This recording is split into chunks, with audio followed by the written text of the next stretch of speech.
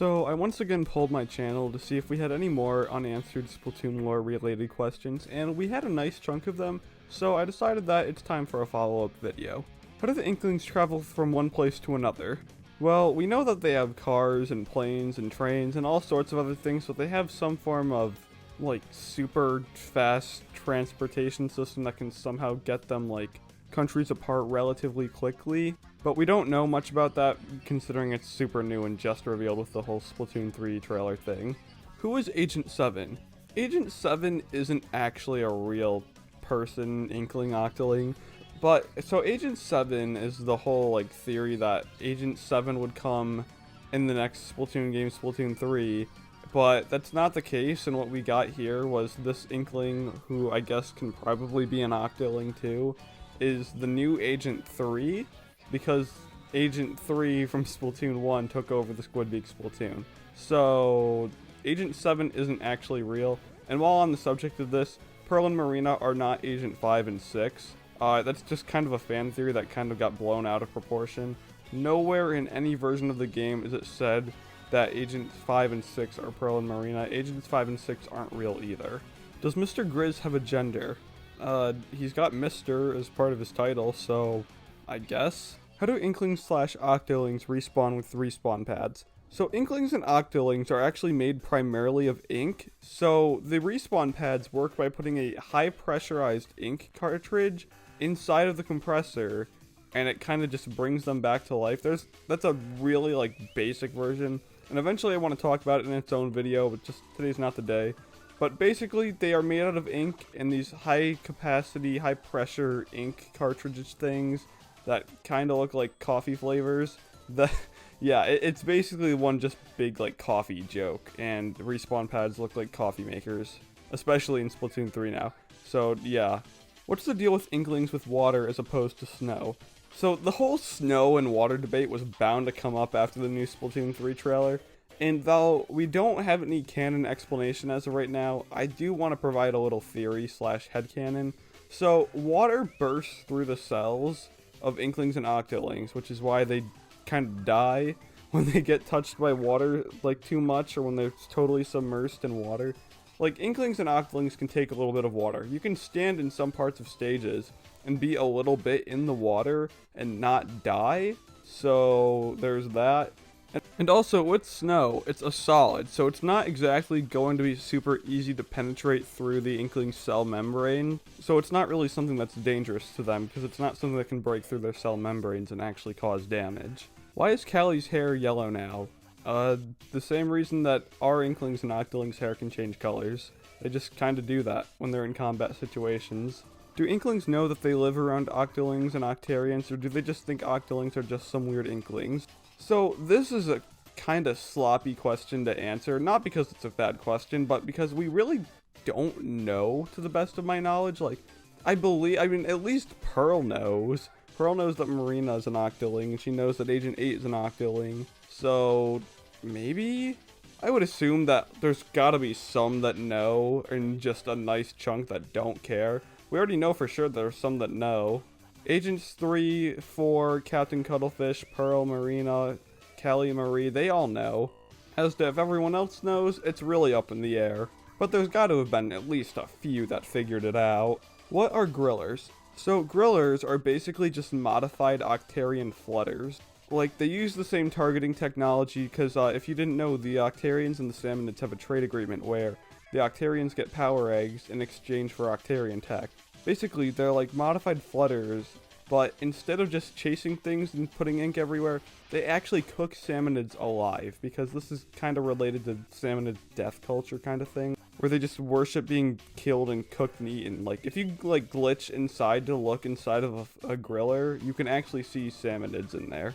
Can inklings or octolings shoot ink at themselves? Well, we already know that if you get shot by like a teammate or something with the same color ink as you, it won't really do much. Though, we've never seen in-game whether or not an inkling or octoling can, like, pick up a defeated opponent's weapon and just, like, splat themselves if there's any remaining ink in it. I would assume that it would be possible, but, like, I don't know. We've never seen any in-game. It doesn't sound like it's something that's totally impossible, though. So, in my opinion, yes, but there's no official canon explanation to my knowledge. How do the other species evolve to suit living on land? I think it's kind of something that has to do with like how lots of creatures evolve with eyes, but like there's no reason for them to. It would kind of just be like, yeah, there's land over there, why don't we go to evolve on that? Like lots of other creatures, like everything on the land started out from the water, but we all just kind of decided to go on land anyway. So I would assume it's just something similar to that. Like, it's already happened once before. It's not super crazy to assume it would happen again. Who would win in a fight? Octavio from Splatoon 1 or Tartar?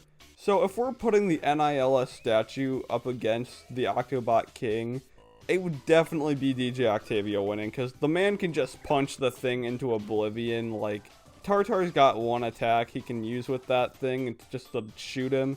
And even then, Tartar's got to line that thing up and put it in the right position. We don't even know if that thing can move from where it is. I would assume it can, but we really don't know, and it would take some time, definitely, if possible.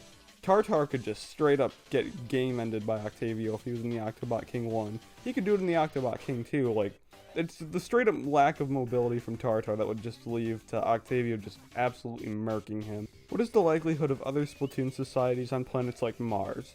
Pretty highly. I made a whole Splatoon theory video on this a while back, and the link is probably in the iCard right now unless I forgot.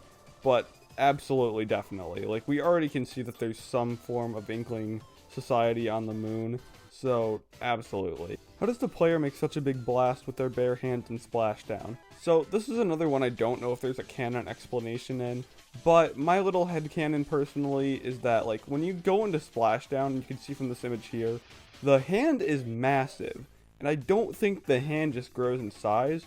What would make more sense is that they're somehow controlling a really big blob of ink that they just smash into the ground and have go everywhere. So that's my little opinion on it, but I don't know if there's a canon explanation for that either. How do inklings get back to Inkopolis after a match? Do they teleport back, or does something pick them up? So it kind of varies on maps. We know that there are some maps like, I'm not sure if it's Bluefin Depot or Flounder Heights, but it's one of the two.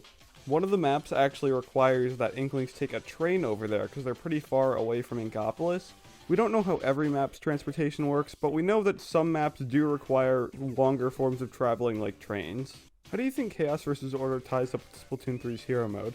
We know the city is City of Chaos, but Hero Mode seems to be something completely different. Honestly, in my opinion, I don't think it will affect the campaign very much. I mean, like, some of the characters showing up here seems to be pretty quote-unquote coincidental considering what teams they chose back in the Final Fest of Splatoon 2. But I think that's probably it, like, just the characters that we're seeing here. I don't know, though. Could mammalings exist? I don't know. I don't want to know. I'm still trying to process the fact that salmonlings could be real. I want to think they can't. Did every inkling / octoling move to Splatsville, or are there still some in Inkopolis? A lot of them did move to Splatsville, but definitely not even close to all of them. I mean, like, we're still going back to Inkopolis for Splatoon 3 maps. So no, they didn't all move. What is the octoling hierarchy exactly, and what is the Wassabi supply unit? So a lot of this info was just figured out by Rassica's lately in a new lore translation, and I liked their take on this when they said that it's kind of more about how close they are to Octavio with the Wassabi supply unit. Like, in my opinion, it's probably like exactly what it says. The Wassabi supply unit is probably just supplying Wassabi, but it's so higher up because it has to deal with Octavio being close. Do I think that Seaside has salmonlings? As of right now, probably. In my opinion, at least. And that is just my opinion. Do not take that as fact. What is the main purpose of Little Buddy? Basically just to eat the fuzzy ooze because inklings can't seem to, like, interact with it. Why did Captain Cuttlefish retire? I mean, he's pretty old, man. He's over 100 years old. I think it was time for the man to retire. Does bug snacks exist in the world of Splatoon? We don't know yet. I would assume if we see, like, maybe the album of Splatoon 3, as in Splat Tune 3, if that shows up in Splatoon 3, then we can assume that games that come out in 2022 are canon still in Splatoon 3. But I really don't know. I doubt it. I mean, I'm pretty sure the Great Flood happened at around, like, 2015 of our time, which started the Splatoon timeline. But if we can see proof of games from 2022, then bug snacks probably did exist in the world of Splatoon. although I doubt that's the case. And finally, the last question I got asked, what is my favorite color? And that is pink. Alright, thank you so much everyone.